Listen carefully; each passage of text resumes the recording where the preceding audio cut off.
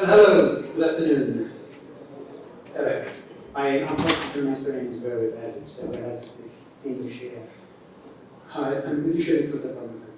So, yeah, my name is Andrea Ferrantelli. I'm from the group of Professor Andrea Teadmistepõhine at TTÜ.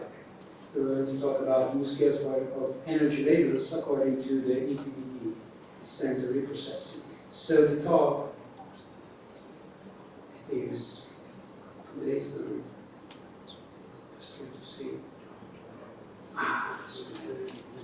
So, the talk is based on this paper, for which I remind you, if you want to see more details, because I don't have enough time today to talk about all the details. This paper appeared on journals about 2 weeks ago. So there's a main motivation. The main motivation is that now we're under the European Green Deal, and we have this energy efficiency urgency now due to all the events we are experiencing nowadays. So you know that buildings consume too much energy.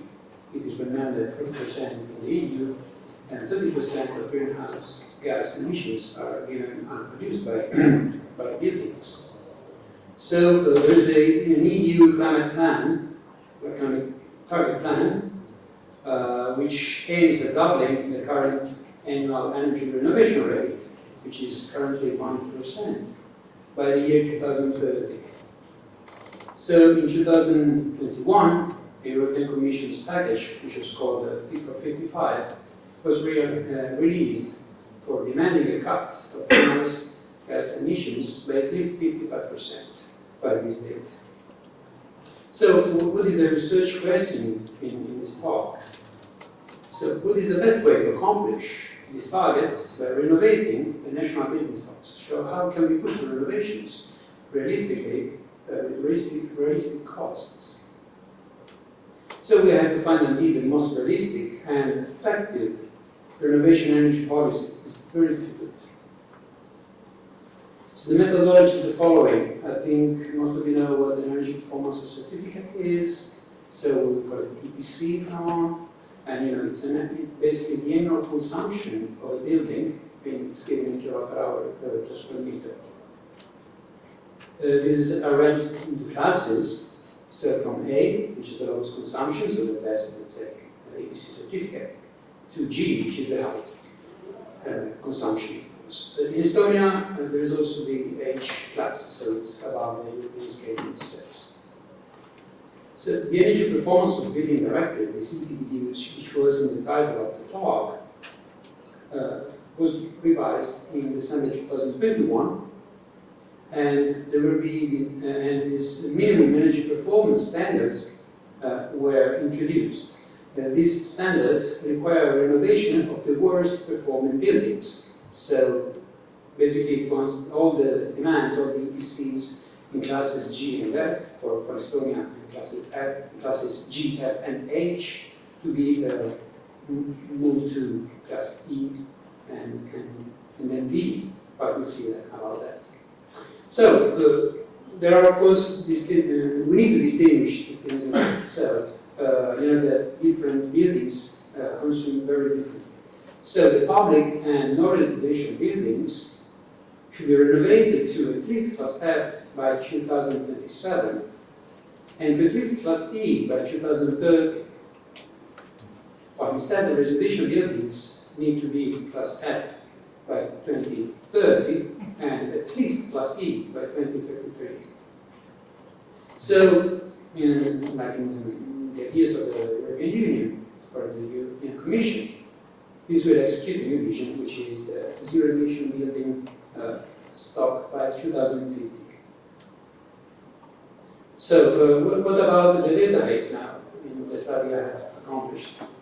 So now I took a database from Estonia. I took the EPCs from 25,000 Estonian buildings, and these EPCs, so this consumption, were measured or computed between the late 90s and February 2022.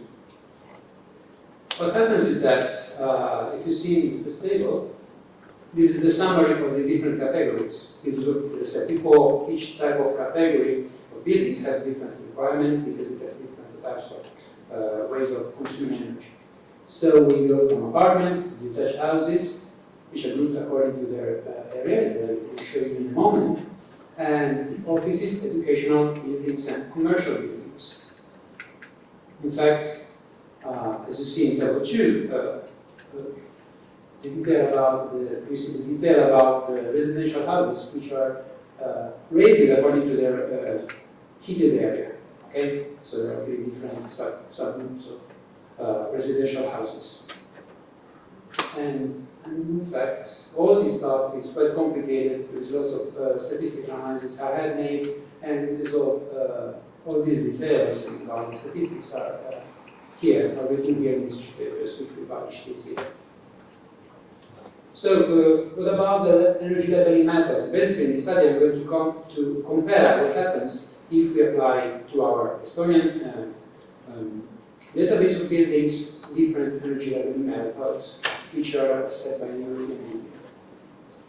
So, there is not a single common method to define these EPC classes. That's the first thing. So, we have to consider the Estonian EPC labeling and 3 different European methods. So this is what I have compared in the study. So this is, here I summarized the 3 European methods. So you see the method 1, which has energy performance regulation with 2 points, basically. Then method 2, which has 1 point only, and it's quite complicated. You see here there is basically the class boundaries between the different classes, it's not a linear formula. And we have the direct 15%, which corresponds to the EPBD from the European Union, which I have mentioned before. The one which is more strict about getting the carbon neutral building stock by 2050. So the research question is, what happens if these methods were applied to the same buildings? So, the energy labeling scaling happens this way. Let's compare them. Here you can see a comparison of the number of EPC certificates per class and for the apartment buildings. So you see how these 4 different methods, actually the Estonian standard and method 1 and method 2 compare. So you can see really how they differ a lot. Basically, the method 2 tends to put all the buildings in from class D onwards, so it's very unforgiving. Instead, if we take the Estonian method, which is the blue one, and the directive 15%, they are more balanced for the existing buildings. They have a more even allocation of the buildings according to the different energy classes. So, what does this imply for the renovation rates? For the residential buildings, the EPC class F should be reached by 2030, and the EPC class E should be reached by 2033. That's what the European Union, according to the directive, imposes to the members. For normal residential buildings, the class F should be reached by 2027 and class E by 2030. So, what happens is that method 2 pushes offices and education all over 6%. I remind you that the annual renovation rate currently is 1%. So, this means that it's really a lot. Then, the Estonian standard and method 2 are very forgiving with wet dwellings, so they don't really require much intervention on the detached houses. While the directive 15% is very uniform, and it demands less than 3% on average. So it's the most balanced at the moment. And here in the plot, you see the result for selected building categories. And then you see like apartments, one of the the middle type of detached houses, and you see the educational and the commercial buildings. So I had to skip it really quick, so I can't comment too much on that. So about the renovation costs, I think you all were waiting for this. So about the renovation costs, we know that all methods exhibit large variations in the total costs. And the normative from Estonia is actually the most consistent. You see it from this figure. Then, if we compare this with the percentage differences of renovation volumes between this European Performance Directive and the LTRS from Estonia, this is basically the long-term strategy for building renovation for the Estonian Ministry of Economic Affairs and Communication. There is depending on the different standards we are using, a very large difference. So the idea is that, from making this plot, is that how much would it cost to assume a constant renovation rate class C by 2050 instead of adopting this European directive draft. So we see that the directive 15% is the one which reduces the costs compared to this Estonian ambition the most. Now about energy savings, it is about showing what happens if we apply to the Estonian database, the Estonian buildings, the 4 different types of directives. So what we can learn from this table, from this plot, is that there's no linear way here, that all methods give about 80%, 10% of savings. So the directive 15% here is the worst. And now you can see, of course, that the Estonian standard seems to really score very well everywhere. So if it is okay, so the Estonian standard we are applying now in Estonia is the best one about the saving energy. The only problem is that there's a catch. The thing is that the renovation starts from class H for Estonia, which is out of scale compared to Europe. I mean, to the other European directives. So there is a bigger improvement compared to the previous H scale, or H class. About the CO2 emissions reduction, we see that there is always a very good reduction. And again, the Estonian standard seems to be the best performer because, again, we have this improvement from the H class. Method 2 is the best, but it demands to higher renovation rates. Remember, it was about 6% compared to 1% that we are having in this very moment. So, all in all, the method 1 and directive 15%, so the EPBD directive, are therefore seem to be the best compromise in this case. So, discussion, we are almost done. The rates, about the renovation rates, commonly we have 1% annually in residential and 1.2% in non-residential buildings. In the European agenda, we aim at having a stepwise renovation by 2% or 3%. So you see, it's already something demanding for each country, for each, for anybody who has to invest money in that. Now, the outcome of the study is that the Estonian and the directive 15% stay below 3.7%, which is, let's say, doable. It's quite reasonable. And you can remodulate it so that it can be successful. You can go down to 3 or to 2.7%. So it's probably something feasible. The directive 15% is very uniform across the categories. It doesn't ask too much from a single category. It doesn't require too few from other categories. The costs. So the EPBD method 1 requires for apartments 26.8% larger costs than the LTRS. LTRS is the Estonian ambition for 2050. The directive 15% gives 20% of savings for apartment and commercial compared to the Estonian ambition. The Estonian standard is very good in saving energy, so we should still keep that in mind. You can be proud of it. And the Estonian directive shows a huge improvement because renovations occur from the H class, not from the G class like the other directives. So basically, we can say that the method 1 in directive 15% are the best, give the best compromise on costs and renovation rates and environmental gains. The only thing is that now something complicates the things a bit more, or makes them maybe a bit better. We got, while the paper was published, we got the new update of this, let's say, directive 15% draft. So very likely this will be a final draft that replaces this directive 15% I had analyzed and studied.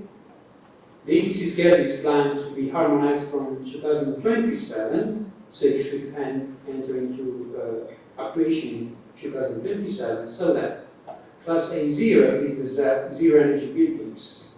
So the new class called A0 is created, besides the class A, which is already now in a European Union country. Then other classes are only letters from HG. Class G shall correspond to the worst performing buildings in the building stock.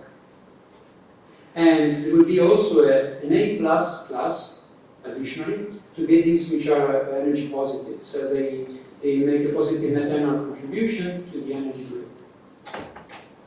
And there's no more 50% worst performing in equal bandwidth, which was the directive 15%.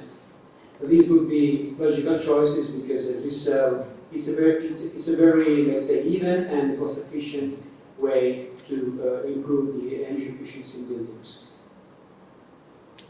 So other requirements from this new update are the following.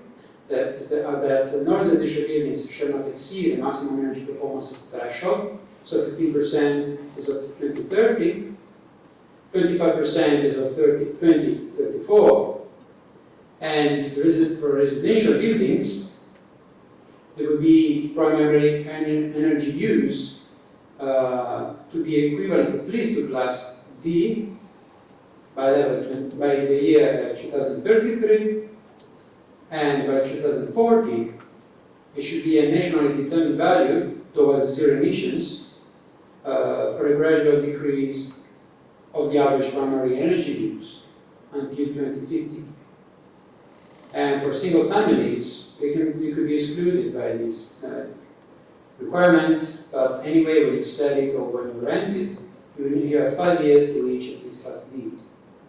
So conclusions, energy renovations are necessary. Apartment, houses, office buildings, education and commercial buildings were addressed in the study. And to fulfill the European Climate Target Plan by the year 2033, we got basically that 2 of the directives were given very limited distribution of renovation rates at up to 9%, which is insane. It's impossible to require that much. The directive 15% gave renovation rates below 3.70%, which is a bit more realistic. And the costs until 2033, comparing the Estonian ambition RTRS document, so class C by 2050, were resulting in additional costs compared to the EPBD directive.